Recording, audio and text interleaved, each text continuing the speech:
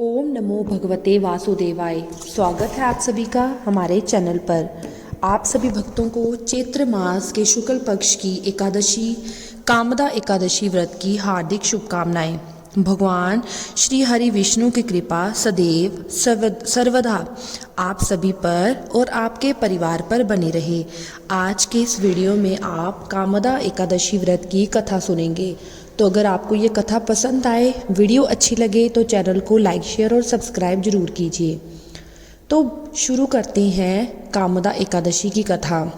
एक समय की बात है, भगवान श्री कृष्ण से युधिष्ठिर बोले, हे भगवान, आपको कोटि कोटि प्रणाम है। माँ आपसे एक निवेदन करता हूँ कि आप कृपा करके चैत्र मास के शुक्ल पक्ष की एकादशी का वर्णन कीजिए। युधिष्ठिर से इस प्रकार के वचन सुनकर भगवान श्री कृष्ण बोले, राजन, अब आप एक पुरानी कथा सुनिए जो कि राजा दिलीप से भगवान वशिष्ठ जी ने कहा था। राजा दिलीप ने पूछा था, गुरुदेव, चैत्र मास के शुक्ल पक्ष की एकादशी का नाम क्या है और इसमें किस देवता की पूजा की जाती है और इसकी विधि क्या है? सो कृपा पूर्वक मुझे बताएं। महर्षि वशिष्ठ बोले, राजन, चैत्र मास के शुक्ल पक्ष की एकादशी का नाम कामदा एकादशी है।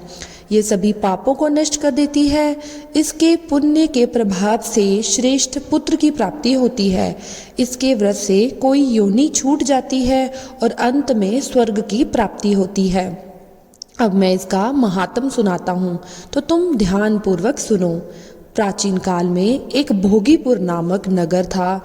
वहाँ पर अनेक ऐश्वर्यों से युक्त एक पुंडरीक नाम का राजा राज्य करता था। वहाँ अनेक अप्सरा, गंधर्व, किन्नर आदि वास करते थे। उसी जगह ललित और ललिता नाम के एक स्त्री पुरुष अत्यंत वैभवशाली घर में निवास करते हुए विहार किया करते थे। वे दोनों एक दूसरे से बहुत प्रेम करते थे। एक समय राजा पुंडरीक गंधर्वों के साथ अपनी सभा में शोभायमान थे।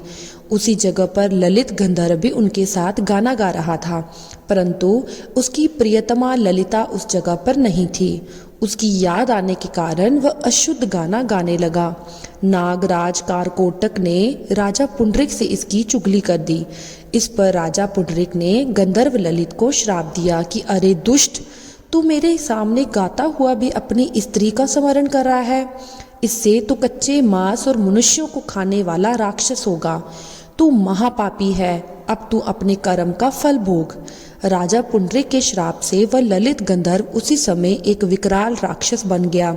उसका शरीर 8 योजन का हो गया। उसके नेत्र सूर्य चंद्र के समान प्रदीप्त होने लगे। राक्षस हो जाने के कारण उसको महान दुख मिलने लगा और वह अपने कर्म का फल भोगने लगा। जब ललिता को अपने प्रियतम ललित का ऐसा हाल मालूम हुआ तो वह बहुत दुखी हुई। वह सदैव अपने पति के उद्धार के लिए सोचने लगी कि मैं कहाँ जाऊं और क्या करूं कि मेरे पति का उद्धार हो जाए। इसी प्रकार सोचते हुए एक दिन वह घूमते घूमते विंध्याचल पर्वत पर चली गई। उसने उस जगह श्रृंगी ऋषि का आश्रम देखा। वह शीघ्र ही उस आश्रम में गई और उस श्रृंगी ऋषि के सम्मुख जाकर विनय करने लगी। उसे देखकर श्रृंगी ऋषि बोले, हे सुभगे, तुम कौन हो और यहाँ किस लिए आई हो? तब ललिता बोली, हे मुनिवर, मैं वीर अंधवा नामक गंधर्व की कन्या हूँ। मेरा पति राजा पुंडरी के श्राप से एक भयानक राक्षस हो गया है और उसे देखकर मुझे बहुत ही दुख हो रहा है। आप उसे राक्षस योनि से छूटने का कोई श्रेष्ठ उपाय बताइए। तब श्रृंगी ऋषि बोले, अरे गंधर्व कन्या ललिता, अब चैत्र मास के शुक्ल पक्ष की एकादशी आने वाली है। उसका नाम है कामदा एकादशी। इस एकादशी का व्रत करने से मनुष्य के समस्त कार्य शीघ्र ही सिद्ध हो जाते हैं। तो उस व्रत के पुण्य को अपने पति को देगी तो वह शीघ्र ही या राक्षस योनि से छूट जाएगा।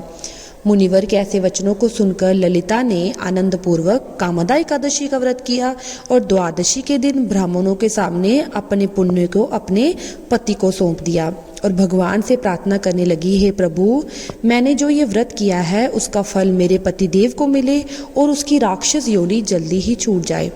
एकादशी का फल देते ही उसका पति ललित राक्षस योनि से छूट गया और अपने पुराने स्वरूप को प्राप्त हो गया। वह अनेक सुंदर वस्त्रों तथा आभूषणों से अलंकृत होकर पहले की भांति ललिता के साथ विहार करने लगा। कामना एकादशी के प्रभाव से दोनों पहले से अधिक सुंदर हो गए और पुष्पक विमान में बैठकर स्वर्गलोक को चले गए। हे राजन, इस कामदा एकादशी के व्रत को जो भी विधि पूर्वक करता है उसके सभी पाप नष्ट हो जाते हैं। इसके व्रत के प्रभाव से मनुष्य ब्रह्म हत्या जैसे पाप और राक्षस जैसी योनि से छूट जाता है। इसलिए बोलिए कामदा एकादशी की जय। अगर आपको मेरी वीडियो पसंद आई है तो चैनल को लाइक शेयर और सब्सक्राइब करना ना भूले। ओम नमो भगवते वासुदेवाय।